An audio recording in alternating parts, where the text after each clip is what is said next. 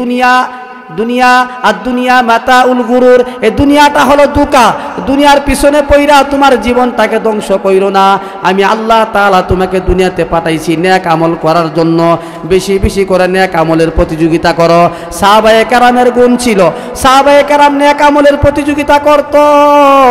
আল্লাহর নবী বলেছেন, আমার কোন উম্মত যদি নেক আমলের প্রতিযোগিতা করে সে আমার সাহাবীদের সাথে হাসর হবে। বলেন সুবহানাল্লাহ। আমার উম্মত যদি নেক আমল করে প্রতিযোগিতার মাধ্যমে, নামাজ পড়তে হবে প্রতিযোগিতার মাধ্যমে, কোরআন তেলাওয়াত করতে হবে প্রতিযোগিতার মাধ্যমে, দান করতে হবে প্রতিযোগিতার মাধ্যমে। কার চাইতে কে বেশি বেশি নামাজ পড়বে, কার চাইতে কে বেশি বেশি কোরআন তেলাওয়াত করবে, কার চাইতে কে বেশি বেশি আল্লাহ রাস্তায় খরচ করতে হবে। প্রতিটি নেক ইবাদত বন্দেগী প্রতিযোগিতার মাধ্যমে করতে হবে। কথা ঠিক কিনা বলেন? যারা প্রতিযোগিতার মাধ্যমে নেক আমল করে তার হাসর হবে সাহাবীদের সাথে। সে সাহাবীদের গুণ অর্জন করলো, কারণ সাহাবায়ে কেরাম ইবাদত বন্দেগী করত প্রতিযোগিতার মাধ্যমে। বলেন সুবহানাল্লাহ। রমজান মাসটা যেহেতু দামি মাস, 12টা মাসের মধ্যে সর্বশ্রেষ্ঠ মাস হলো রমজান মাস। কথা ঠিক কিনা বলেন? নবীদের মধ্যে সর্বশ্রেষ্ঠ নবী হলো আমাদের নবী। আসমানি কিতাবের মধ্যে সর্বশ্রেষ্ঠ কিতাব হলো আমাদের কিতাব কোরআন। দিনের মধ্যে সর্বশ্রেষ্ঠ দিন হলো জুমার দিন। রাত্রের মধ্যে সর্বশ্রেষ্ঠ রাত্র হলো লাইলাতুল কদর রাত। বলেন সুবহানাল্লাহ। এই জন্য আমার মুসলমান ভাইয়েরা, এই শাবান মাস আমাদের কাছ থেকে আস্তে আস্তে বিদায় নিয়ে যাবে। আমরা কতটুকু আমাদের আত্মাটাকে, আমাদের দিলটাকে পবিত্র বানাইতেছি। এই রমজান মাসের প্রস্তুতি নেওয়ার মাস হলো এই শাবান মাস। কথা ঠিক কিনা বলেন? এই শাবান মাস আমাদের কাছ থেকে বিদায় নিয়ে চলে যাবে, কিন্তু আমরা কতটুকু প্রস্তুতি নিছি? আফসোস, আমরা ইবাদতের জন্য প্রস্তুতি নেই না, রোজা আদায় করার জন্য প্রস্তুতি নেই না। রোজা রমজান মাসে রোজা রাখার প্রস্তুতি হলো নফল রোজা বেশি বেশি শাবান মাসে রাখা। কথা ঠিক কিনা বলেন? আর আল্লাহর কাছে বেশি বেশি দোয়া করা। কিন্তু আমার মুসলমান ভাইয়েরা, এই শাবান মাসে আমরা আমাদের প্রস্তুতি নেওয়ার দরকার। আমাদের দিলটাকে, আমাদের আত্মাটাকে, আমাদের শরীরটাকে পবিত্র বানানো দরকার। কিভাবে পবিত্র বানামু? আসুন এই শাবান মাসে আল্লাহর কাছে বেশি বেশি দোয়া করা। রমজান মাসের জন্য উত্তম হালাল টাকার মাধ্যমে নতুন কাপড় ক্রয় করা, নতুন কাপড় সংগ্রহ করা, পাঞ্জাবি, গেঞ্জি, সুন্নতি টুপি, সুন্নতি পাঞ্জাবি, লঙ্গি, পায়জামা, এই সমস্ত হালাল টাকার মাধ্যমে আমাদের পোশাকগুলা নতুনভাবে ক্রয় করা। বলেন সুবহানাল্লাহ। আলহামদুলিল্লাহ। আটলা ঐতিহ্যবাহী সম্মিলিত গ্রামবাসীর উদ্যোগে 34তম কোরআন তফসির মাহফিলের আজ দ্বিতীয় দিনের সম্মানিত সভাপতি, প্রধান অতিথি, বিশেষ অতিথি হযরত উলামায়ে কেরাম, অত্র এলাকার দিনদার মুসলমান ভাইয়েরা, আমার অত্যন্ত পর্দানিশী মা ও বোনেরা, মহান আল্লাহ রাব্বুল আলামিনের দরবারে হাজারো কোটি শুকরিয়া জ্ঞাপন করছি যে রব্বি কারীম আমাদেরকে আজকে পবিত্র শাবান মাস, আল্লাহর নবী সাল্লাল্লাহু আলাইহি ওয়াসাল্লাম বলেন শাবান মাস হলো বিশ্ব নবীর মাস। বলেন সুবহানাল্লাহ।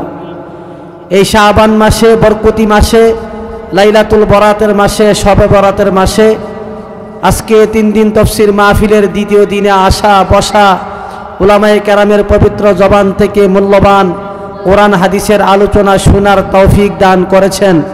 এই জন্য দিল থেকে মালিকের দরবারে শুকরিয়া আদায় করে নেই আলহামদুলিল্লাহ। মুহতারাম হাজিরিন, আমি আপনাদের খেদমতে পবিত্র কালামুল্লাহ শরীফ থেকে একখানা আয়াত তেলাওয়াত করেছি। বিশ্ব নবীর অসংখ্য হাদিস থেকে 2 টুকরা হাদিস পাঠ করেছি। এই আয়াত এবং হাদিসকে সামনে রেখে মুখতাসার সংক্ষিপ্ত কিছু নসিহত করার চেষ্টা করব। আমলের নিয়তে বলা, আমলের নিয়তে শোনা। আল্লাহ পাক আমাদের সবাইকে কবুল করুক, সকলে বলি আমিন। মুহতারাম হাজিরিন, আমরা সকলেই জানি এই মাসটা হলো শাবান মাস। কথা ঠিক কিনা বলেন? যে মাস সম্পর্কে আল্লাহর নবী সাল্লাল্লাহু আলাইহি ওয়াসাল্লাম বলেন রজব হলো আল্লাহ তাআলার মাস, শাবান মাস হলো বিশ্ব নবীর মাস, আর রমজান হলো উম্মতের নেক কামাই করার মৌসুমের মাস। বলেন সুবহানাল্লাহ। রজব মাস আমাদের কাছ থেকে বিদায় নিয়ে চলে গেছে। যেই মাসটা ছিল আল্লাহ তাআলার মাস, আল্লাহর নবী বলেন যে আল্লাহর মাসকে সম্মান করবে, আল্লাহ তাআলা তাকে দুনিয়াতেও সম্মান করবেন, আখিরাতেও সম্মান করবেন। বলেন সুবহানাল্লাহ। আল্লাহ তাআলার মাস হিসেবে যেটা ছিল সেটা আমাদের কাছ থেকে বিদায় নিয়ে চলে গেছে। আগমন করেছেন শাবান মাস, যেই মাসটা হলো নবীর মাস, লাইলাতুল বরাতের মাস। এই শাবান মাস পবিত্র মাহে রমজান মাসের প্রস্তুতি নেওয়ার মাস। বলেন সুবহানাল্লাহ। মুহতারাম হাজিরিন, এই শাবান মাস আজকে আমাদের কাছ থেকে 3 দিন চলে গেছে, আছে আর মাত্র 27 দিন। কিন্তু এই শাবান মাস বরকতি মাস, রহমতের মাস, নেক আমল কবুল হওয়ার মাস আমাদের কাছে যে আগমন করছেন, আমাদের কোনো চিন্তা নাই। কথা ঠিক কিনা বলেন? আমাদের কোনো ফিকির নাই। আল্লাহর নবীর জমানায় সাহাবায়ে কেরাম যখন শাবান মাস আগমন করত, সাহাবায়ে কেরাম শাবান মাসের চাঁদ ওঠার পর একদিন করে গণনা করত, গবেষণা করত, আলোচনা করত যে আর রমজান কতদিন আছে, রমজান কতদিন আছে। রমজানকে স্বাগত জানানোর জন্য সাহাবায়ে কেরাম প্রতিদিন একদিন করে গণনা করত। আজকে শাবান মাস আমাদের কাছ থেকে আস্তে আস্তে বিদায় নিয়ে চলে যাবে। আল্লাহর নবী সাল্লাল্লাহু আলাইহি ওয়াসাল্লাম বলেন, যখন রজব এবং শাবান মাসের চাঁদ দেখো, আল্লাহর কাছে বেশি বেশি এইভাবে দোয়া করো। আল্লাহর নবীও দোয়া করেছেন, সাহাবায়ে কেরামকে দোয়া করার জন্য আদেশ করেছেন। শুধু তাই নয়, আনেওয়ালা উম্মত, কিয়ামত পর্যন্ত যত উম্মত দুনিয়াতে আগমন করবে তাদেরকেও এইভাবে দোয়া করার জন্য আদেশ করেছেন। কথা ঠিক কিনা বলেন? আজকে দুনিয়ার কত কিছু শিখলাম, কত কিছু জানলাম, কিন্তু আফসোস, মুসলিম পরিবারে জন্ম হইলাম, মুসলিম দেশে বসবাস করলাম, সর্বশ্রেষ্ঠ নবীর উম্মত হইলাম, কিন্তু আজকে আল্লাহর কাছে এই দোয়াটা পর্যন্ত আমরা করতে জানি না। কথা ঠিক কিনা বলেন? আল্লাহর নবী এই দোয়া পড়তেন, সাহাবায়ে কেরামও পড়তেন। আল্লাহুম্মা বারিক লানা, আল্লাহুম্মা বারিক লানা ফি রাজাব ওয়া শাবান ওয়া বাল্লিগনা রমাদান। আয় আল্লাহ, হে রব্বি কারীম, আয় আল্লাহ, রজব এবং শাবান মাসের বরকত দেন, রমজান পর্যন্ত আমাদের হায়াতকে বৃদ্ধি করে দেন। বলেন সুবহানাল্লাহ। আমার মুসলমান ভাইরা, আল্লাহর নবী সাল্লাল্লাহু আলাইহি ওয়াসাল্লাম যখন রজব এবং শাবান মাসের চাঁদ উঠত, বিশ্ব নবী বেশি বেশি আল্লাহর কাছে দোয়া করত আর বলতো, রব্বি কারীম, আয় আল্লাহ, রজব এবং শাবান মাসের বরকত দেন, রমজান পর্যন্ত আমার হায়াতকে বাড়ায়া দেন। বলেন সুবহানাল্লাহ। মুহাদ্দিসিনে কেরাম বলেন, আল্লাহর কাছে বেশি বেশি করে এইভাবে দোয়া করো, আয় আল্লাহ, আমার হায়াতের মধ্যে বরকত দেন, আমি যেন রমজান পর্যন্ত পৌঁছতে পারি, রমজান পর্যন্ত আমি পৌঁছাইতে পারি, রমজান মাসের ইবাদত যেন আমি করতে পারি, রমজান মাসের ইবাদতের মাধ্যমে যেন আমি আমার গোটা জিন্দেগীর গুনাহ আল্লাহর কাছে ক্ষমা নিতে পারি। এই জন্য আল্লাহ, আপনি আমার হায়াতের মধ্যে বরকত দেন। বলেন সুবহানাল্লাহ। আল্লাহর নবী সাল্লাল্লাহু আলাইহি ওয়াসাল্লাম বলেন, আল্লাহর কাছে বেশি বেশি করে এইভাবে দোয়া করো, আয় আল্লাহ, আমার হায়াতের মধ্যে বরকত দেন, আয় আল্লাহ, আমার রিজিকের মধ্যে বরকত দেন, আয় আল্লাহ, আমি যেন রমজান মাসে রিজিকের সন্ধান না করি, রিজিকের পেরেশানি না করি। রিজিকের পেরেশানি যদি আমি করি, রিজিক কামাই করার জন্য, রিজিক কামাই করার জন্য যদি আমি দুনিয়ার ব্যস্ততার মধ্যে লেগে যাই, আমি তো রমজান মাসের ইবাদত করতে পারবো না, রমজান মাসের গোলামি করতে পারবো না, আল্লাহকে সন্তুষ্ট করতে পারবো না, মালিককে খুশি করতে পারবো না, নেক আমল বেশি বেশি করতে পারবো না। আয় আল্লাহ, আপনি আমাকে আপনি রিজিকের মধ্যে বরকত দেন। বলেন সুবহানাল্লাহ। মুহাদ্দিসিনে কেরাম বলেন, আল্লাহ তাআলার কাছে এইভাবে দোয়া করো, আল্লাহ, আমার হায়াতের মধ্যে বরকত দেন, আমার রিজিকের মধ্যে বরকত দেন, আয় আল্লাহ, আমার সময়ের মধ্যে বরকত দেন, আয় আল্লাহ, আমার জানের মধ্যে বরকত দেন।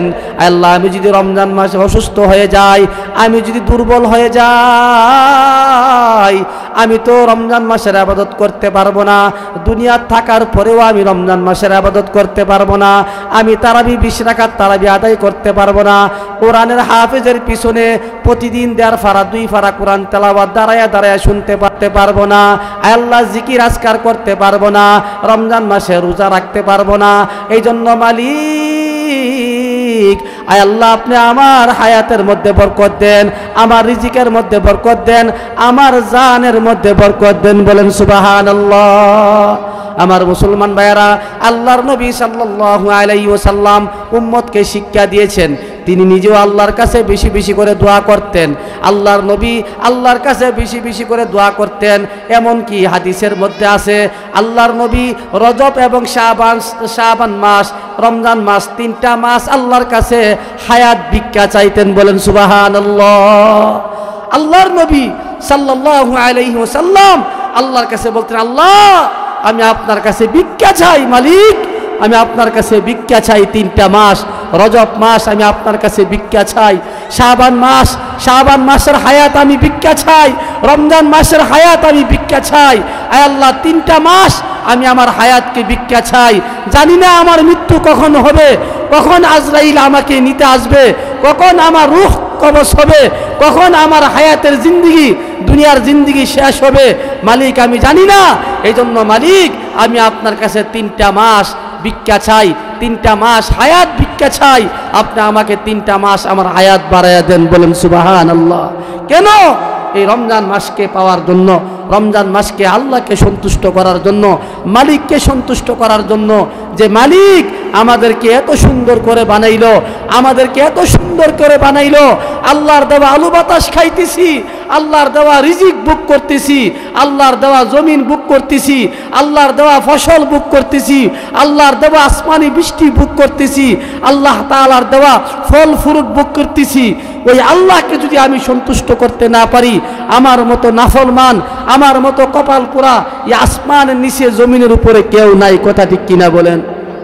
আমার মুসলমান ভাইয়েরা, এই শাবান মাস আল্লাহর কাছে বেশি বেশি দোয়া করার দরকার। আল্লাহর নবী এই শাবান মাসে আল্লাহর কাছে এইভাবে দোয়া করত, আর বেশি বেশি নফল রোজা রাখতো। বলেন সুবহানাল্লাহ। নফল রোজা রাখতো। এই নফল রোজার দ্বারা রমজান মাসে রোজা রাখার একটা প্রস্তুতি নেওয়া হয়। অনেকে রমজান মাসে রোজা রাখে না। আফসোস আমার মুসলমান ভাইয়েরা, আজকে মুসলিম পরিবারে জন্ম হইলাম, মুসলিম দেশে বসবাস করলাম, মুসলিম পরিবারে জন্ম, আমি মুসলমানের সন্তান। আজকে রমজান মাস আসলে তারাবি পড়তে মনে চাই না, রোজা রাখতে মনে চাই না, কোরআন তেলাওয়াত করতে মনে চাই না। কোরআন এত বড় একটা দামি, যে কোরআন যত কিতাব দুনিয়াতে নাজিল হয়েছেন এর মধ্যে সর্বশ্রেষ্ঠ কিতাব হলো আমাদের কিতাব। যেই কোরআন আল্লাহর নবীর উপর, আমাদের নবীর উপর নাজিল হয়েছে। কথা ঠিক কিনা বলেন? এই কোরআন নাজিল হয়েছে পবিত্র রমজান মাসে।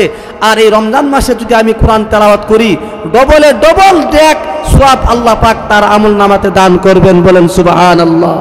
এই জন্য আমার মুসলমান ভাইয়েরা, আল্লাহর নবী সাল্লাল্লাহু আলাইহি ওয়াসাল্লাম বলেন, হে আমার উম্মত, যখন শাবান মাস তোমাদের কাছে আগমন করে তোমরা বেশি বেশি আল্লাহর কাছে দোয়া করো, রমজান মাসের পবিত্রতা, রমজান মাসের প্রস্তুতি গ্রহণ করো, নফল রোজা বেশি বেশি আদায় করো। আল্লাহর নবী দুনিয়া থাকা অবস্থায় বেশি বেশি নফল রোজা এই শাবান মাসে রাখছে। কথা ঠিক কিনা বলেন? শাবান মাসে রাখছে। কেন রাখছে? আল্লাহর নবী শিক্ষা দিছে উম্মতকে যে নফল রোজা বেশি বেশি শাবান মাসে আদায় করো, যাতে রমজান মাসে রোজা রাখতে তোমার কষ্ট না হয়। কথা ঠিক কিনা বলেন? যাতে রমজান মাসে রোজা রাখতে কষ্ট না হয়। উম্মত, এই শাবান মাসে বেশি বেশি নফল রোজা রাখো, 5টা 10টা 15টা নফল রোজা রাখো। কিন্তু আজকে আমাদের বর্তমানের অবস্থা, মুসলমান আজকে শাবান মাস চলে যাইতেছে, কিন্তু আজকে আমরা শাবান মাসে একটা রোজা রাখার মতো কপাল আমাদের হই না। কথা ঠিক কিনা বলেন? এই জন্য আল্লাহর নবী বলেন, রমজান মাসটা যেহেতু দামি মাস, 12টা মাসের মধ্যে সর্বশ্রেষ্ঠ মাস হলো রমজান মাস। কথা ঠিক কিনা বলেন? নবীদের মধ্যে সর্বশ্রেষ্ঠ নবী হলো আমাদের নবী। আসমানি কিতাবের মধ্যে সর্বশ্রেষ্ঠ কিতাব হলো আমাদের কিতাব কোরআন। দিনের মধ্যে সর্বশ্রেষ্ঠ দিন হলো জুমার দিন। রাত্রের মধ্যে সর্বশ্রেষ্ঠ রাত্র হলো লাইলাতুল কদর রাত। বলেন সুবহানাল্লাহ। এই জন্য আমার মুসলমান ভাইয়েরা, এই শাবান মাস আমাদের কাছ থেকে আস্তে আস্তে বিদায় নিয়ে যাবে। আমরা কতটুকু আমাদের আত্মাটাকে, আমাদের দিলটাকে পবিত্র বানাইতেছি, এই রমজান মাসের প্রস্তুতি নেওয়ার মাস হলো এই শাবান মাস। কথা ঠিক কিনা বলেন? এই শাবান মাস আমাদের কাছ থেকে বিদায় নিয়ে চলে যাবে, কিন্তু আমরা কতটুকু প্রস্তুতি নিছি? আফসোস, আমরা ইবাদতের জন্য প্রস্তুতি নেই না, রোজা আদায় করার জন্য প্রস্তুতি নেই না। রোজা রমজান মাসে রোজা রাখার প্রস্তুতি হলো নফল রোজা বেশি বেশি শাবান মাসে রাখা। কথা ঠিক কিনা বলেন?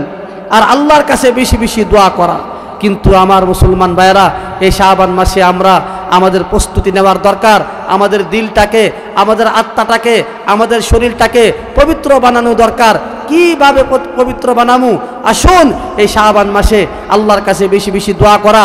রমজান মাসের জন্য উত্তম হালাল টাকার মাধ্যমে নতুন কাপড় ক্রয় করা, নতুন কাপড় সংগ্রহ করা, পাঞ্জাবি, গেঞ্জি, সুন্নতি টুপি, সুন্নতি পাঞ্জাবি, লঙ্গি, পায়জামা, এই সমস্ত হালাল টাকার মাধ্যমে আমাদের পোশাকগুলা নতুনভাবে ক্রয় করা। বলেন সুবহানাল্লাহ।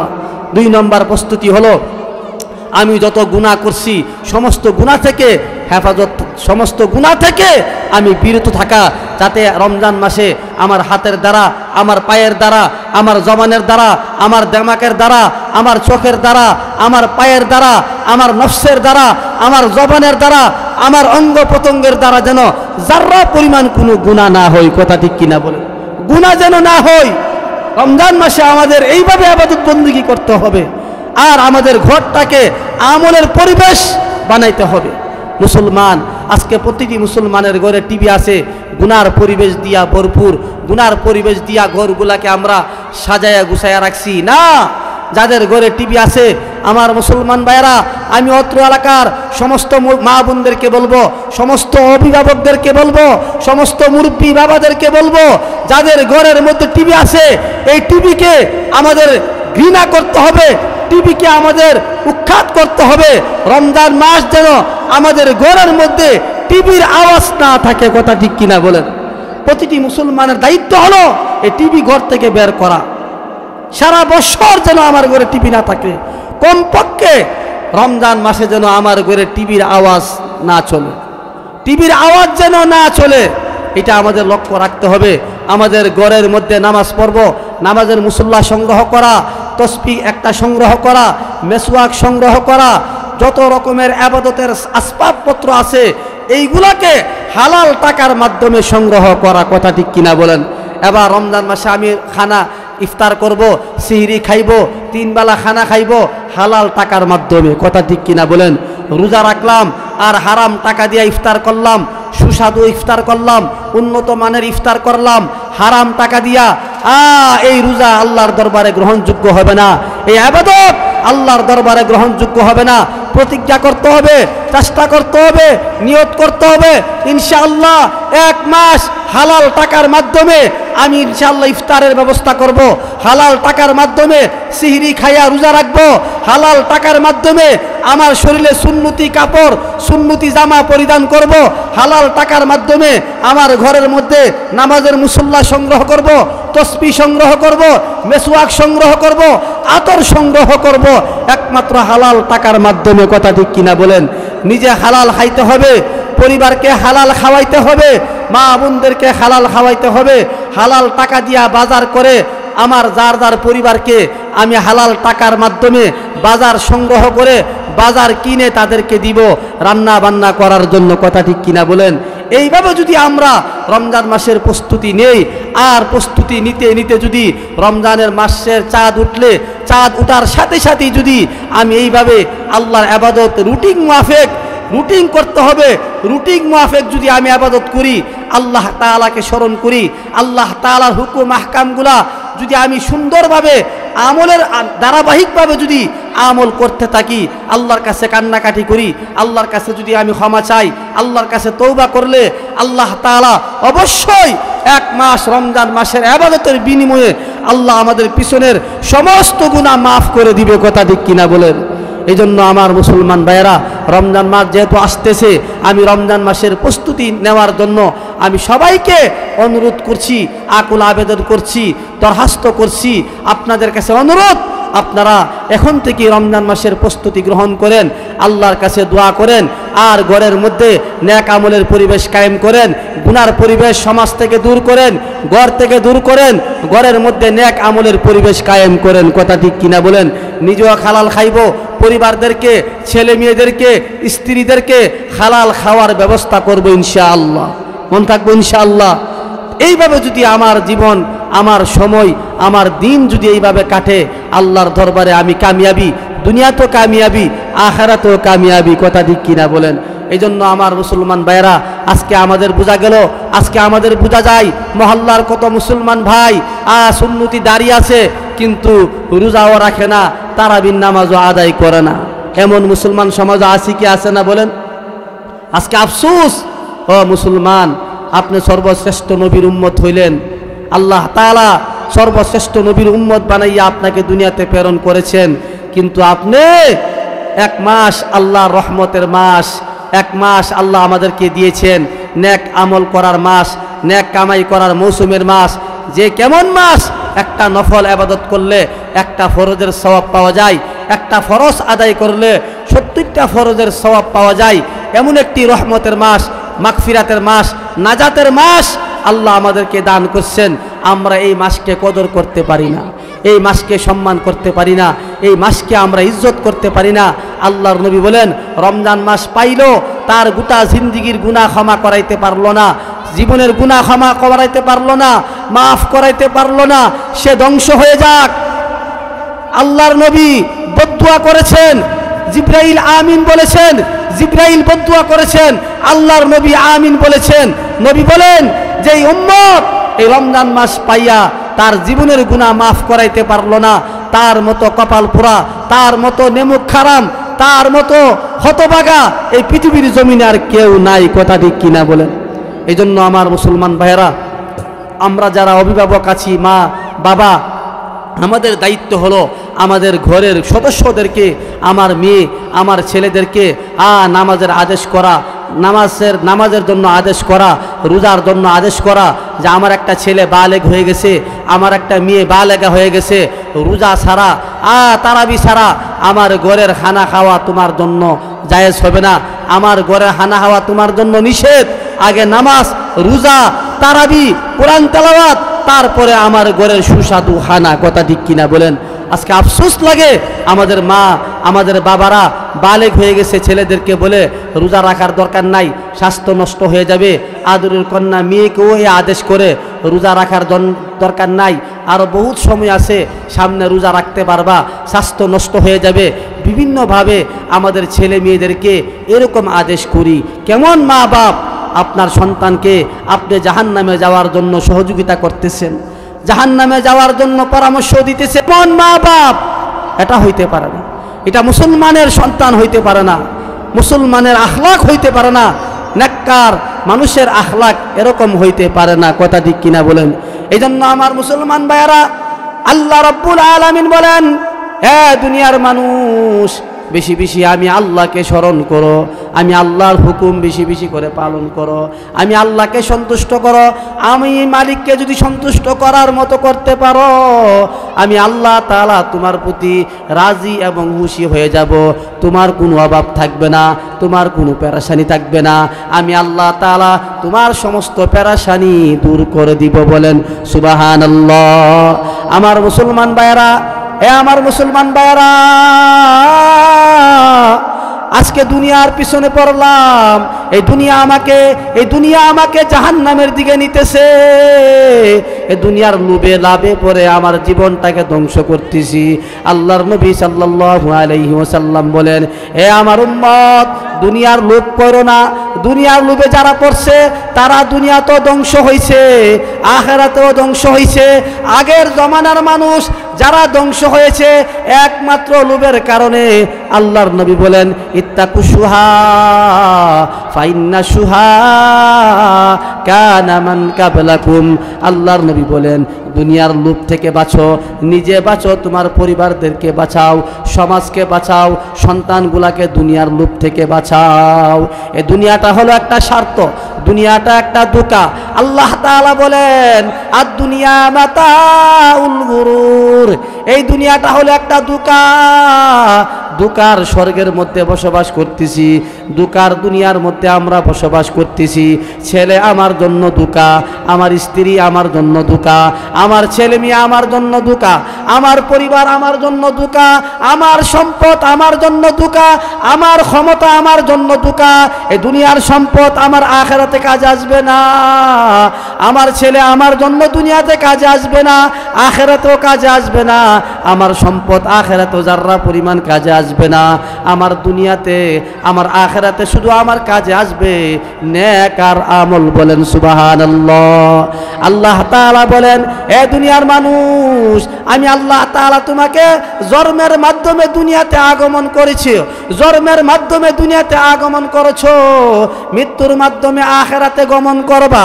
আল্লাহ তাআলা বলেন, আইয়ুকুম আহসানু আমালা। আল্লাহ বলেন, ওরে বান্দা, আমি আল্লাহ রাব্বুল আলামিন তোমাকে এই দুনিয়ার মধ্যে জন্মের মাধ্যমে পাঠাইলাম নেক আমল করার জন্য। আইয়ুকুম আহসানু আমালা, আমলের জন্য আমি তোমাকে দুনিয়াতে পাঠাইলাম। আমল যদি ভালো হয় ফারিকুম ফিল জান্নাহ, জান্নাতের জগতে যাইবা। আর আমল যদি খারাপ হয় ওয়া ফারিকুম ফিস সাই, জাহান্নামের জগতে যেতে হবে। এমন জগৎ যেই জগতের মধ্যে শান্তি নাই, যেই জগতের মধ্যে কোনো আরাম নাই, যেই জগতের মধ্যে শান্তির কোনো আলো নাই, শান্তির কোনো ছায়া নাই, অশান্তি আর অশান্তি। জাহান্নামের জগতে যাইতে হবে চিরস্থায়ীর জন্য। আর আইয়ুকুম আহসানু আমালা, আমল যদি ভালো হয় রে বান্দা, ফারিকুম ফিল জান্নাহ, জান্নাতে তোমার জীবন কাটবে, জান্নাতে তুমি বসবাস করবে, জান্নাতে তোমার গোটা জিন্দেগি পরিচালনা করবা, যেখানের মধ্যে কোনো অশান্তি নাই। বলেন সুবহানাল্লাহ। আল্লাহ তাআলা বলেন, এই দুনিয়া আর দুনিয়া মাতাউল গুরুর, এই দুনিয়াটা হলো ধোঁকা। দুনিয়ার পিছনে পইরা তোমার জীবনটাকে ধ্বংস কইরো না। আমি আল্লাহ তাআলা তোমাকে দুনিয়াতে পাঠাইছি নেক আমল করার জন্য। বেশি বেশি করে নেক আমলের প্রতিযোগিতা করো। সাহাবায়ে কেরামের গুণ ছিল, সাহাবায়ে কেরাম নেক আমলের প্রতিযোগিতা করত। আল্লাহর নবী বলেছেন, আমার কোন উম্মত যদি নেক আমলের প্রতিযোগিতা করে সে আমার সাহাবীদের সাথে হাসর হবে। বলেন সুবহানাল্লাহ। আমার উম্মত যদি নেক আমল করে প্রতিযোগিতার মাধ্যমে, নামাজ পড়তে হবে প্রতিযোগিতার মাধ্যমে, কোরআন তেলাওয়াত করতে হবে প্রতিযোগিতার মাধ্যমে, দান করতে হবে প্রতিযোগিতার মাধ্যমে। আর কার চাইতে কে বেশি বেশি নামাজ পড়বে, কার চাইতে কে বেশি বেশি কোরআন তেলাওয়াত করবে, কার চাইতে কে বেশি বেশি আল্লাহ রাস্তায় খরচ করতে হবে। প্রতিটি নেক ইবাদত বন্দেগী প্রতিযোগিতার মাধ্যমে করতে হবে। কথা ঠিক কিনা বলেন? যারা প্রতিযোগিতার মাধ্যমে নেক আমল করে তার হাসর হবে সাহাবীদের সাথে। সে সাহাবীদের গুণ অর্জন করলো, কারণ সাহাবায়ে কেরাম ইবাদত বন্দেগী করত প্রতিযোগিতার মাধ্যমে। বলেন সুবহানাল্লাহ। আল্লাহর নবী সাল্লাল্লাহু আলাইহি ওয়াসাল্লাম বলেন, এ দুনিয়ার মানুষ, দুনিয়া এবং আখিরাত, দুনিয়াকে নিয়ে ভাবো, দুনিয়াকে নিয়ে ভাবো না, ভাবিও না, আখিরাত নিয়ে ভাবো, আখিরাতের ফিকির করো, আখিরাতের মেহনত করো। কারণ আখিরাতে তোমার কোটি কোটি বছর আল্লাহর সামনে দাঁড়ায় থাকতে হবে, আল্লাহর আদালতের সামনে দাঁড়ায় থাকতে হবে। 50,000 বছর কবরে থাকতে হবে, 50,000 বছর ফুলসিরাতের ফুলের সামনে দাঁড়ায় থাকতে হবে, 50,000 বছর হাসরের মাঠে দাঁড়ায় থাকতে হবে। সর্বশেষ যিনি মারা যাবে, ইসরাফিলের মাধ্যমে যারা মৃত্যুবরণ করবে, সেও 50,000 বছরে কবরে থাকতে হবে। বলেন সুবহানাল্লাহ। আমার মুসলমান ভাইরা, এই জন্য দুনিয়াতে আল্লাহ পাক আমাদেরকে বড় মায়া করে, দয়া করে, মহাব্বত করে, ভালোবেসে আমাদেরকে দুনিয়াতে পাঠাইছে। কেন পাঠাইছে? একমাত্র আল্লাহর ইবাদত করার জন্য, আল্লাহর গোলামি করার জন্য।